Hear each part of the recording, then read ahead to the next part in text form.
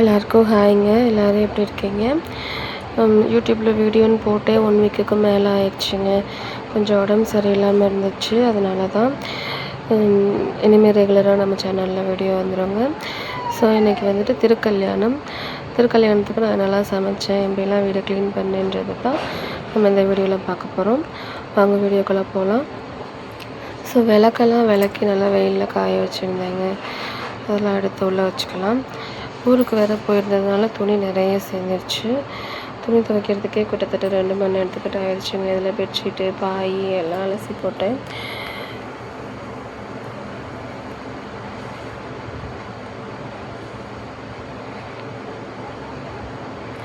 So நீங்கள் எல்லோரும் திருக்கல்யாணத்துக்கு கோயிலுக்கு போயிட்டு தாலியெல்லாம் மாற்றிட்டு வந்துட்டிங்கன்னா கமெண்ட்டில் மறக்காமல் சொல்லுங்கள். ஸோ இன்றைக்கி கோயிலுக்கு போக முடியலங்க. ஹஸ்பண்ட் வந்து வேலைக்கு போயிட்டாங்க.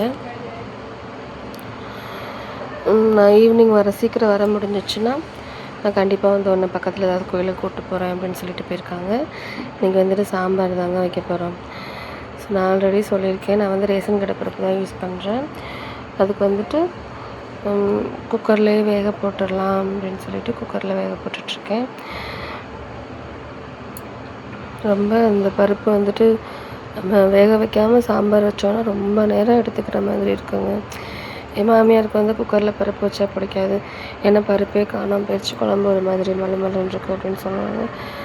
ஆனால் பாத்திரத்தில் வச்சா ரொம்ப நேரம் வேகிறதுக்காக எண்ணெய் ஊற்றி வேக வச்சாலும் லேட் ஆகிடுது.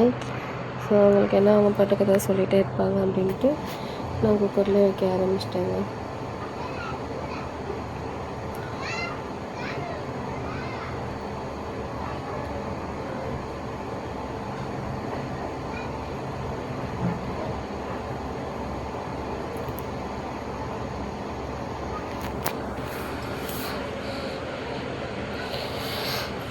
சாப்பாடு வந்து வெளியே விறகு அடுப்பில் தாங்க வச்சேன். ஒரு காலத்துலலாம் வெளியே விறகு அடுப்பில் சமைக்கலான்னு சொன்னால் எங்கள் அம்மாட்ட நான் போம்மா கையெல்லாம் கறியாயிரும்மா, என்னால் முடியாதும்மான்னு சொல்லிட்டு மூக்கால் அழுவேன். இப்போல்லாம் காலெல்லாம் அப்படியே மாறிடுச்சுங்க. கொஞ்சம் நேரம் தாங்க வெளியே சாப்பாடை வச்சுட்டு உள்ளே வந்து பார்க்குறதுக்குள்ளே பருப்பு நல்லா பொங்கி கீழேலாம் கொட்டி வச்சு ஒரு 5 நிமிஷத்துக்கு முன்னாடி தான் அந்த அடுப்பு போட்டு நான் மாங்கன்னு தேய்ச்சிட்டு கிடந்தேன். ஸோ என்னங்க பண்ணுறது, நம்ம ஒன்று நினச்சா அடுப்பு ஒன்று நினைக்கிது. இன்றைக்கி வந்துட்டு நம்மளுக்கு சாம்பாருக்கு தேவையான காய் என்னென்னா கத்திரிக்காய், முருங்கைக்காய், மாங்காய் எல்லாம் போட்டு சாம்பார் வைக்க போகிறோம்.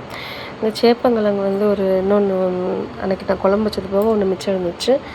அதில் தான் இன்றைக்கி வந்து ஒரு பொரியல் மாதிரி செஞ்சுட்டு அப்பளம் பொரிச்சிக்கலான்ட்டு இருக்கேங்க. அவ்வளோதாங்க.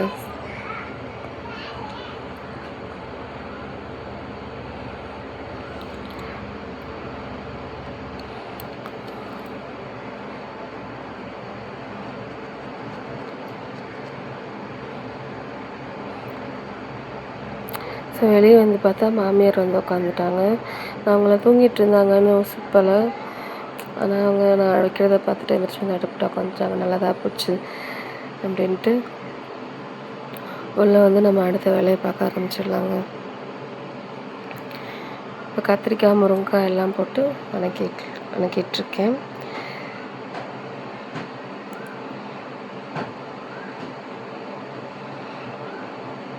ஒரு 5 நிமிஷம் சிம்மில் போட்டு மூடி வச்சிட்டோன்னா ஆனால்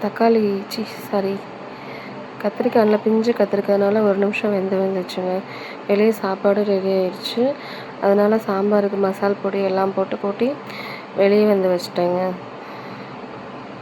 இப்போ உள்ளே வந்து சேப்பங்கிழங்கு வந்து குக்கரில் வச்சுக்கலாம். குக்கர்லாம் கழுவலைங்க. அப்படியே லேசாக ஒரு கழுவிட்டு சேப்பங்கிழங்கு போட்டு வேக வச்சுக்கலாம்.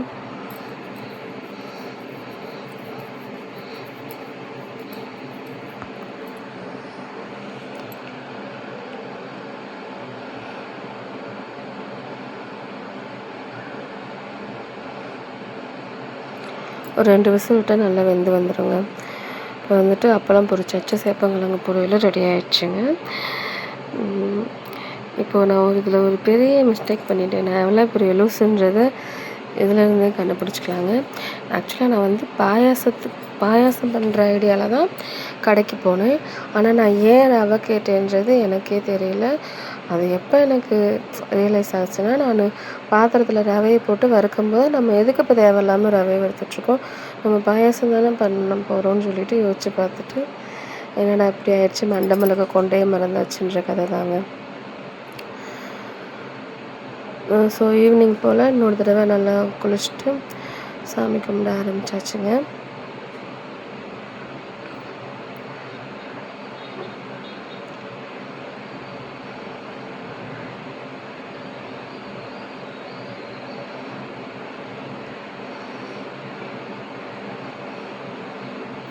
அப்புறம் வந்துட்டு எனக்கு ரொம்ப நாள் ஒரு ஆசைங்க.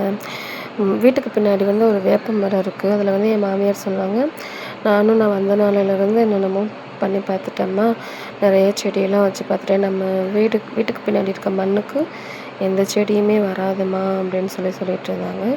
ஆனால் எப்படி ஒரு அதிசயம்னா, ஒரு வேப்ப மரம் அதுவாக வளர்ந்து வந்துருச்சுங்க. அதுக்கு வந்துட்டு ரொம்ப நாளாக ஒரு கல்யாணம் பண்ணி பார்க்கணும் அப்படின்னு சொல்லிட்டு ஆசை. அது வந்து இன்றைக்கி தாங்க நிறைவேறுச்சு. திருக்கல்யாணத்து அன்னைக்கு பண்ணி பார்க்கலான்னு இருந்திருக்கு போல். ஸோ அதான் எனக்கு தெரிஞ்ச அளவுக்கு சாமியெல்லாம் கும்பிட்டு அம்மாவுக்கு தாலி கட்டி வளையல்லாம் போட்டு அழகு பார்த்தாச்சு. ஸோ அவ்வளோதாங்க. இன்னொரு வீடியோவில் பார்க்கலாம். நம்ம சேனல் பிடிச்சிருந்துச்சுன்னா மறக்காமல் சப்ஸ்கிரைப் பண்ணி வச்சுக்கோங்க. பக்கத்தில் இருக்க பெல் பட்டனை கிளிக் பண்ணிக்கோங்க.